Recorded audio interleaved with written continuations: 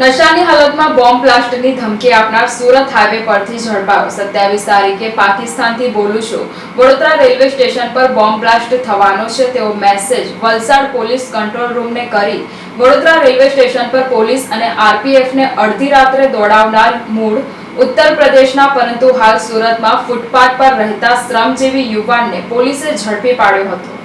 Valsad railway police control રૂમમાં એક શખ્સે phone કરી વડોદરા રેલવે સ્ટેશન પર બોમ્બ બ્લાસ્ટ થવાનો છે, હું આઈએસઆઈ એજન્ટ પાકિસ્તાનથી બોલું છું તેવી ગર્ભિત ધમકી ઉચ્ચારતા વલસાડ રેલવે પોલીસ દ્વારા આ મેસેજ વડોદરા રેલવે પોલીસ કંટ્રોલને અપાયા બાદ મોડી રાત્રે રેલવે પોલીસ તેમજ આરપીએફના અધિકારીઓ અને સ્ટાફના માણસો દ્વારા રેલવે સ્ટેશન પર બોમ્બ સ્ક્વોડ તેમજ ડોગ સ્ક્વોડ સાથે વ્યાપક તપાસ કરી હતી, પરંતુ કશું વાંધાજનક મળ્યું ન હતું। પોલીસને ખોટો ફોન કરી હેરાન કરનાર સામે વડોદરા રેલવે પોલીસ સ્ટેશનમાં ગુનો દાખલ થવાની સાથે એલસીબી દ્વારા તપાસ હાથ ધરવામાં આવી હતી અને ફોન કરનારનું લોકેશન મેળવી સુરત નવસારી હાઈવે પાસેથી ફોન કરનાર શખ્સને ઝડપી પાડવામાં આવ્યો હતો। તેની પાસે કીપેડનો સાદો ફોન હતો, જે તપાસ કરતા મોબાઈલના કોલ લોગમાં વલસાડ રેલવે પોલીસ કંટ્રોલ રૂમનો નંબર જણાયો હતો। પોલીસે તેની પૂછપરછ કરતા પોતાનું નામ શ્યામજી સુરજબલી યાદવ, રહે પાંડેસરા નાકા પર ઓવરબ્રિજ નીચે ફૂટપાથ પર સુરત, મૂળ આશાપુર, તાલુકા મણિયાહુ,